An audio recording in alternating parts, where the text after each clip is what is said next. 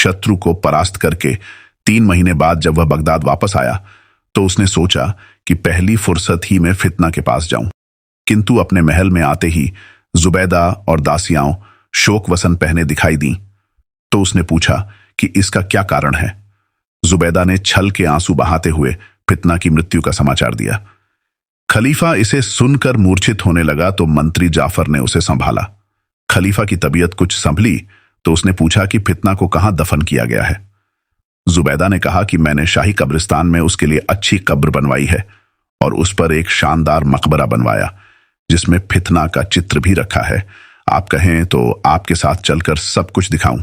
खलीफा ने कहा, तुम आराम करो, मैं स्वयं ही वह मकबरा देख आऊंगा।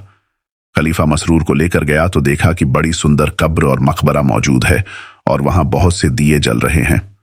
उसे यह देखकर आश्चर्य हुआ कि सौतिया डाह होने पर भी जुबैदा ने फितना के अंतिम संस्कार के लिए ऐसा आयोजन किया है।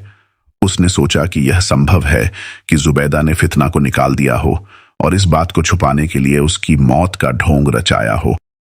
उसने मकबरे पर लगा हुआ चित्र भी उतार कर देखा तो वह काफी खराब था, किसी अनाड़ी चित्रकार से जल्दी में बनवाया हुआ लगता था।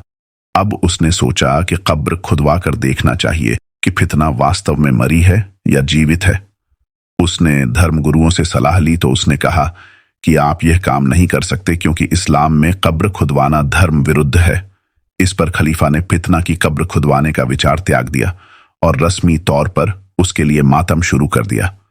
उसने कई कुरान पाठियों को फितना की कब्र पर निरंतर कुरान पाठ करने के लिए नियुक्त किया। स्वयं काले कपड़े पहन लिए और शोक और विषाद का जीवन व्यतीत करने लगा।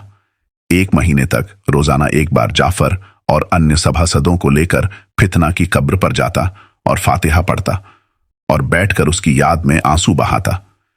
इस सारी अवधि में उसने राज्य प्रबंध भी नहीं देखा और सारे समय रुदन और विरह विलाप करता रहा। 40 दिनों के बाद मातम खत्म हुआ।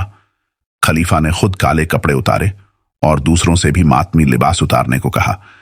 इस सारे समय में वह कभी ठीक से सोया नहीं था, इसलिए बहुत थका हुआ था। वह अपने शयन कक्ष में गया और पलंग पर जाकर सो रहा। थकन और जगाई के बावजूद उसको गहरी नींद नहीं आई। शयन कक्ष में 2 दासियां मौजूद थीं ताकि खलीफा उठकर जो आज्ञा दे उसका पालन करें। एक उसके सिरहाने की ओर बैठी थी, उसका नाम नूरुन निहार था। दूसरी पैंताने की तरफ बैठी थी, उसका नाम निखत था। दोनों समय काटने के लिए कशीदाकारी कर रही थीं। पहली ने खलीफा को सोता जानकर कहा, मुझे एक शुभ संवाद मिला है जिससे खलीफा खुश होंगे। फितना मरी नहीं है। निखत ने आश्चर्य से उच्च स्वर में कहा, हैं, फितना जिंदा है।